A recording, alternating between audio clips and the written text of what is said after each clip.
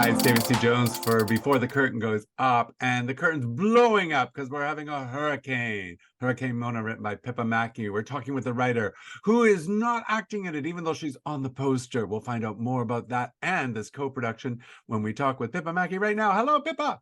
Hello. So, first off, how did you end up on the poster? We took the photos back in July or June and hadn't cast it yet. But Alex Gullison, who's playing Mona, is actually on the poster now, and we look quite similar. So I think some people are having double takes on it. And was she put in the exact same position? So people are like, Yeah. Oh, you can't tell. You can't tell. It's really funny. I remember doing a show at the Arts Club 100 years ago, and we got held over, and they took Toby Burner's face off the poster and put Stephen Holmes' face on the poster, and you could tell the lighting was different, but it was otherwise matched completely. That's funny. Fancy. So Hurricane Mona, what's this show about? I'm assuming there's some kind of woman who's named Mona who's just going ballistic. That's great. You know what? I don't even need to say anymore. That's totally what it is. No, I mean, that's always my hope with a title, is that people really get a sense of the vibe of the show. So you really nailed it. Yeah, it's about a almost 30-year-old climate activist who has been an activist her whole life, and kind of snaps and ends up trying to break a police car window topless during a peaceful climate march. None of that we see, but we start the play after she's been put on house arrest and is forced to live with her family, her parents, who are boomers, and her younger sibling Jay, who's a Gen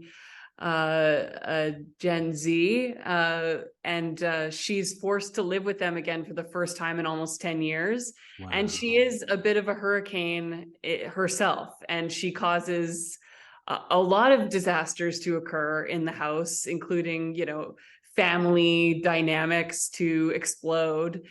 And some other pretty crazy things happen on stage that I don't want to give away, or big surprise. Okay, cool. We can only imagine with a nickname like Hurricane. Yeah. Now you have an amazing cast. Aside from Alex, who else is in this? You got Rogie, is that right? Yeah, Rogie. We've got an amazing actor who I'd never seen before playing Jay, named Shireen.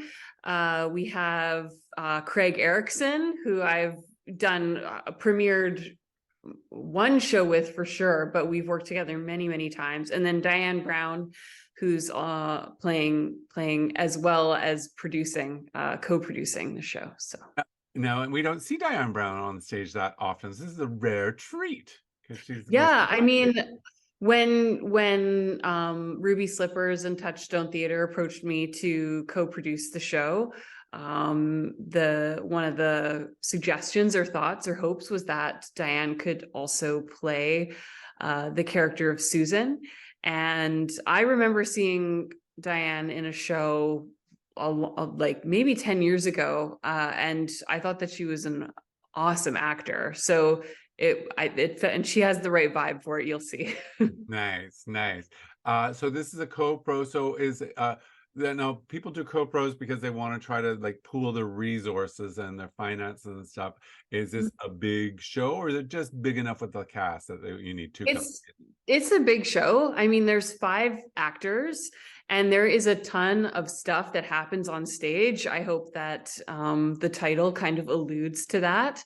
But about midway through the show, like, shit goes down. Sorry if I'm not allowed. Oh dear. There is like a significant amount of stage magic involved in this show.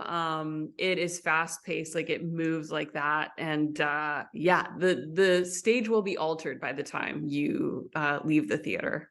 Nice. What's your writing process like? Because you're very you from what I think I've only seen the Juliet show, right? But I might have seen others. I don't recall. you have a great sense of humor and sometimes dark humor, but you also have strong themes running throughout. So what comes? How do you write? How do you write? Where do you go? I have an idea. Yeah, yeah. I think almost always the ideas that end up sticking are come from articles, news, or some sort of like injustice, typically towards women or the environment. Something that really like grinds my gears and that I can't quite let go of, where I'm like, man, that's so unfair. Like, why is that so unfair? And I end up kind of landing on an idea based on that unfairness. And I want to unpack that. So I tend to use, I've always like approached pretty much anything through comedy. And so for me, it's like being able to like take this kind of like deep unfairness and frustration and channel it into something that we can all laugh at how ridiculous it is that we haven't progressed further as a society or something like that. Right. Yeah. Yeah. It makes it, I mean, humor, well, jokes are often based on negativity in some Yeah. sense, like, right? You know, it's weird, you know, it's stupid, you know, it's hard. And so it lends itself quite easily to raging against the machine, as it were. Uh, Yeah.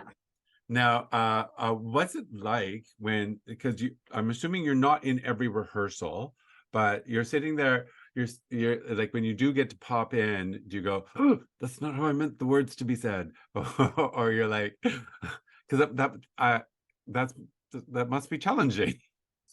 It's interesting because like I've acted in so many of the shows that I've written over the years, and one of the goals that I've had is to not always do that, because there's something really amazing when other actors bring their spin and their zest into a show. Um, I've had so many amazing actors workshop this show over the last little while. I also think it's a lesson in just like letting go, and the real compliment honestly is when your show, even though like somebody doesn't nail the line the way you thought about it, that like it still gets a laugh or people still understand it. I'm like, oh, that's when I know the writing is working, and Nice. that it's not like me, the actor, trying to micromanage everything, right? So it's what people bring to it that makes the show so great. Oh, wonderful. Yeah. Well, that sounds like you're very zen about it. You're like, Yeah. it will be what it will be. Nice. Yeah. Okay, here's your chance now, Pippa. You are going to look to the your little green dot on your laptop or whatever it is, and you're going to talk Okay. directly to the people. You're going to plug the show. You're going to say why they should, you know, it's raining out, come into the warm theater. Where are you? Are you playing the fire hall? No, the CULTCH Historic Theater. Oh, wonderful. So there we got that out, so you don't have to talk about Yeah. that. So I'm going to count you in, and then you're going to talk directly to the people. Ready? Okay. How long Three. do I have? Oh, well, I would say 30 seconds because Okay. you need to pitch it, right? You got to do a commercial Okay, that great. convinces them to go. Ready? Three, two, one. Uh, Come to Hurricane Mona at the CULTCH Historic Theater from November 18th to December 3rd. It is a wild ride. You are guaranteed to laugh. It is about family dynamics. It also touches on climate stuff, which I know people are really scared of. And a lot of shows are really dark and depressing and sad. But I guarantee you this show is meant to be the antidote to climate fear and is really meant to make you and the people sitting next to you be able to laugh at like how scary some of this shit is getting. That's all I gotta say. You gotta come. You gotta come out to the show. Nice. I love it. Pippa, delightful to chat with you. Thank you. We also did a quick rearrange of the schedule to do this interview. I hope the rehearsals are going spectacularly, and I hope you saved a couple of the posters with your face on it to put in your archives to go, this is when I wasn't in a show. I was only on the poster. Thank Cheers. you so much for chatting with me, Pippa. Thanks. Have a good one. Bye. Bye-bye.